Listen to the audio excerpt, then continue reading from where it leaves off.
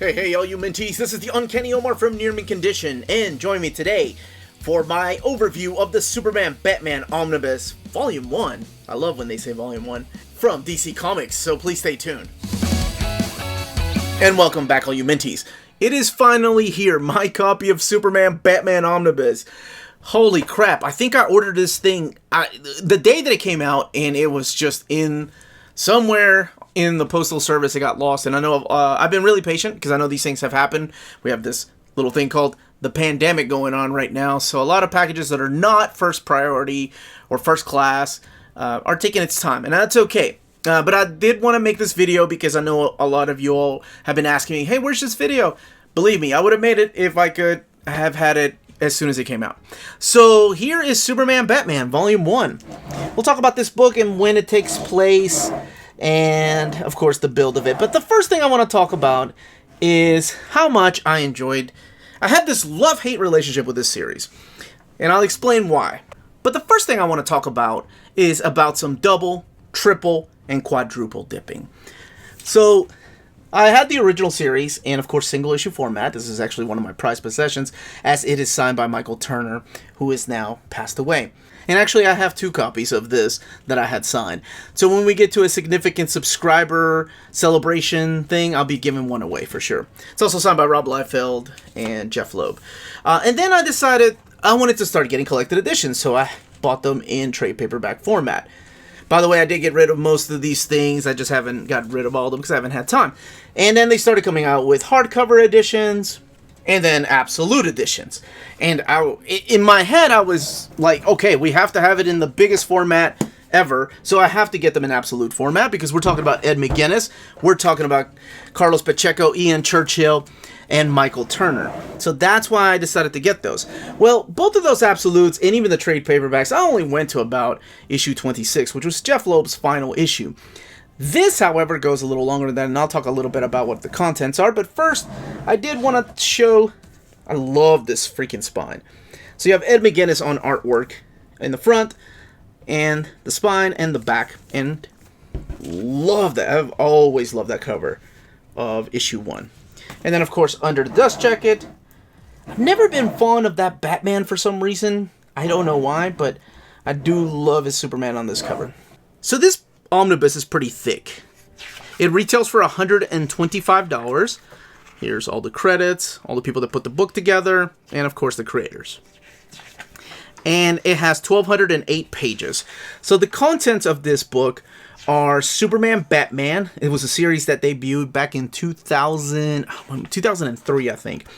And it has issues 1 through 43, and the first 2 annuals, The Secret Files, and Origins 2003. So I don't think, even in the trade paperbacks, and I know in the absolutes, they did not have the annuals because they weren't written by Jeff Loeb. So Jeff Loeb wrote the first 26 issues of this series. And I'll talk a little bit about issue 26 when I get there, because it is really important. And he was teamed up with just these phenomenal artists. You have Ed McGuinness. This is the Jeff Loeb annual right here with Ivan Reis on artwork. Probably one of the earliest things I saw him draw. And then we move on to issue 7, which, damn it, I just said phenomenal artists. And of course we have Pat Lee.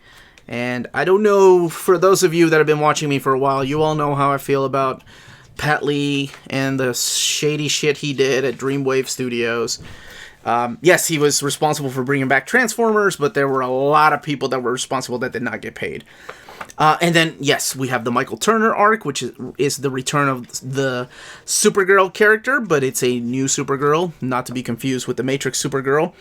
And it's got gorgeous artwork by Michael Turner. As a matter of fact, I want to say and this isn't a big spoiler, the final page of the first arc, Public Enemies, has our first hint at a new crisis, when Luthor's here saying there will be a reckoning, a crisis. I always thought that was pretty cool that they planned that far ahead. Something else happens within the pages of the second story arc. A character that played a big pivotal role in the first original Crisis on Infinite Earths something happens to that character.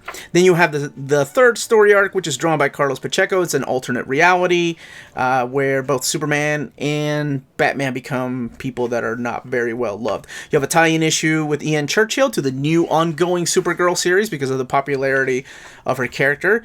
And then you have probably one of the worst story arcs, I think. I did not. This damn story arc gave me a headache.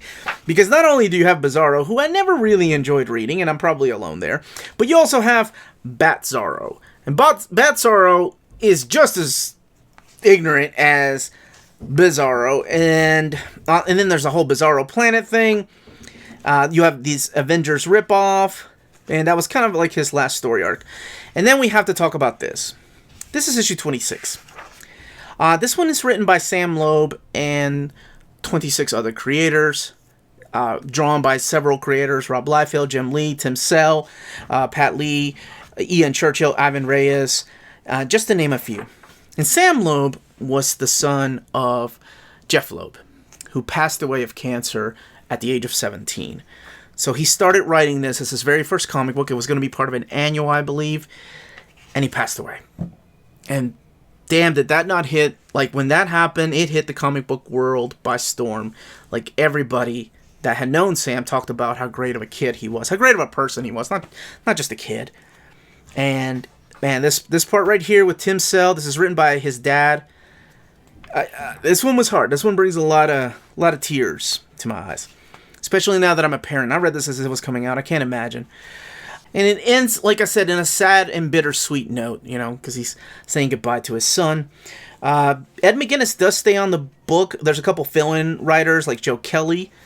I think is it Jeff Loeb that comes in and does a little bit? Maybe not him. But anyway, the next big writer was Mark Verheiden. And he was one of the head writers of Smallville. He was one of the producers. And he came on board to start writing these stories. You had artwork by Ethan Van Sciver. Eventually, I think Carlos Pacheco also joined. Matthew Clark, Shane Davis. All these people that have been drawing comic books for a long time were coming in. Oh, and then you have the return of Pat Lee. And then eventually Alan Burnett becomes the new head writer. And you have Dustin Nguyen on artwork. And I love the range of art that Dustin Nguyen can do. He is a phenomenal artist. And I remember this cover originally had I think he had his hand on her mouth or on her eyes, and it had to be changed. There were people that were upset about the cover, and I cannot remember why. So if anybody wants to, please leave the comment down below as to why that cover had to be changed. Now, let's see here. And you have Andy Lanning and Dan Abnett doing some stuff. Adam Kubert from the annual. And let's look in the back here for the extras. 1,208 pages. Superman, Batman this is from the Secret Files. By the way, one of the things is when you're reading this, as you're reading this takes place before Infinite Crisis. But during this time, Luther, channeling my Gene Hackman there, he is president of the United States during this time, at the beginning of the story. And things, of course, change. So keep that in mind as you're reading this. These are all the variant covers, the covers to the trade paperback, the special pinups, character designs. Damn, I love McGuinness. McGuinness has this cartoony anime style it's got a perfect mix of like Bruce Timm and just classic big chin superheroes that I don't know, I'm a huge fan of. And I know it's not for everybody. Maybe his hand was on her neck. I don't remember. But regardless, it was somehow controversial and they decided to change it. And there's an afterword. And let's look at this binding. So, we have sewn binding. Look at this eye. It's pretty damn good for a 1,200 page DC Omnibus. I give credit where credit is due. This is a well-built Omni. It's gorgeous. Look at that gorgeous freaking art by Michael Turner. A lot of talent went into this book. And the reason I have this love-hate relationship that I mentioned earlier towards the beginning of the episode is because there were a lot of things that Jeff Loeb did that I didn't agree with. There were some retcons within the first two story arcs that it just bothered me. And you all know me, if you've been watching my channel for a while, I'm a stickler for continuity.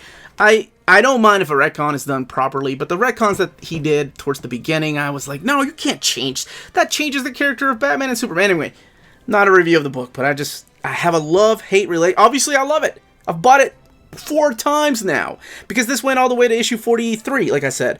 Now, the series went on and went all the way to issue 87, I think. I think it had a total of like 5 annuals. And of course, there was the New 52 series. There is a newer series that The Astonishing Melanie reviewed earlier, the New Secret 6. So, yeah, I think it's $125, 1,208 pages. The binding is perfect and beautiful. As far as the availability of the book, I think it's still in print. So, that's because we have 3 different distributors for DC now, Lunar, Midtown Comics, and of course, Diamond, until the end of the year. It's hard to tell what's in print and what's not in print. So, that's something to keep in mind.